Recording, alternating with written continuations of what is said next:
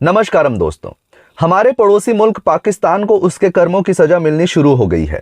किसी से यह छिपा नहीं है कि पूरे पाकिस्तान का इतिहास ही भारत को किसी तरह खत्म करने, यहाँ की शांति को भंग करने के इर्द गिर्द ही घूमता रहा है, जिसकी वजह से उस देश के नेताओं ने अपने लोगों का भलाई का काम, अपना विकास भी ताक में रख दिया है और इस विषैली मानसिकता के दुष्परिणाम वह देश अभी भुगत रहा है।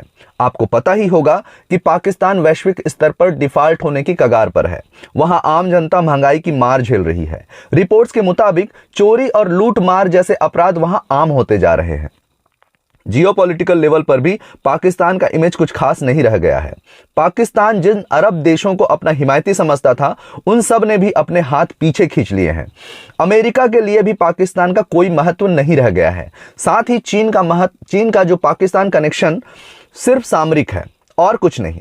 और पाकिस्तान के ये जो हालात वहां के आर्मी और नेताओं के कर्मों का ही परिणाम है। पाकिस्तान ने जिस तरह भारत के खिलाफ अपने ही लोगों के मन में या भीतर नफरत भरने में जो इन्वेस्टमेंट किया है और तरह तरह के आतंकी संगठनों को वहां की आर्मी ने बैकडोर से ट्रेन किया है, जिनका इस्तेमाल उन्होंने पठानकोट, 26/11 का हमला और मुंबई बम धमाके जैसे बड़े बड़े आतंकी हमलों को हमारे देश में अंजाम देने में किया है, यह आज किसी से भी छिपा नहीं है। पर अब वही सांप जो उन्होंने पाले थे, उन्होंने अब अपने मालिकों को ही डसना शुरू कर दिया है। उन आतंकी संगठनों को प्रश्रय देने का खामियाजा बीते कुछ सालों से उसे भुगतना पड़ रहा है। बीते कुछ सालों में अमेरिका और भारत पाकिस्तान को पहले ही सबक सिखा चुके हैं, पर इस बार जिस मुस्लिम ब्रदरहुड के दम पर पाकिस्तान उछलता था, उसी में से एक ईरान ने भी उसे सबक सिखाया है। पाकिस्तान के बलूचिस्तान में स्थित एक सुन्नी आतंकी संगठन जैश-ए-अल-अदल, जिसकी स्थापना 2012 में हुई थी, कुछ दिनों पहले ईरान बॉर्डर में स्थित ईरानी पुलिस स्टेशन पर हमला किया था, जिसमें वहां के 11 ईरानी पुलिस कर्मियों की जान चली गई थी। इससे पहले भी इस संगठन के द्वारा ईरान के सीमावर्ती क्षेत्रों में ऐसे कई हमले किए गए हैं, जिस पर ईरान बार बार पाकिस्तान को चेतावनी देता रहा है कि यह समूह हमले के लिए पाकिस्तान की जमीन का इस्तेमाल कर रहा है, पर पाकिस्तान की तरफ से इन पर कोई भी कार्यवाही नहीं की गई, जिसका कारण मुस्लिम इतिहास में छिपा है। दरअसल यह एक सुन्नी आतंकी संगठन है और पाकिस्तान भी एक सुन्नी मुल्क है, जबकि ईरान एक शिया मुल्क है। शिया और सुन्नी मुसलमानों के बीच लड़ाइयों का पुराना इतिहास है और इसी वजह से पाकिस्तान का इस संगठन के लिए सॉफ्ट कोर है। उनके लिए तो यह एक तरह से इंसाफ की लड़ाई है, जैसा कि जैश-ए-अल-अदल का शाब्दिक अर्थ भी है।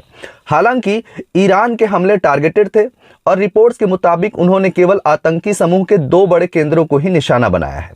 इस मामले में अभी तक आम नागरिकों के ज्यादा हताहत होने की खबर नहीं है। खबरों के अनुसार इसमें 2 बच्चों की मौत हुई है और एक व्यक्ति घायल हुआ है।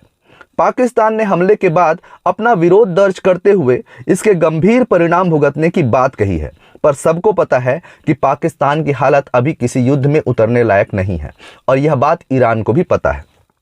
गौरतलब है कि अभी 1 महीने से ज्यादा से इजराइल फिलिस्तीन के हमास पर ताबड़तोड़ हमले कर रहा है, जिससे अरब देशों में तनाव पहले से ही ज्यादा है। अब ईरान के इस हमले के बाद उस क्षेत्र में तनाव और भी बढ़ गए हैं। खैर, पाकिस्तान आगे क्या कदम उठाता है ये तो आगे पता चलेगा, लेकिन इस देश ने अगर इन आतंकी संगठनों को शह देना बंद नहीं किया तो वह दिन दूर नहीं जब एक देश के तौर पर पाकिस्तान का हाल भी सीरिया जैसा हो जाएगा। धन्यवाद।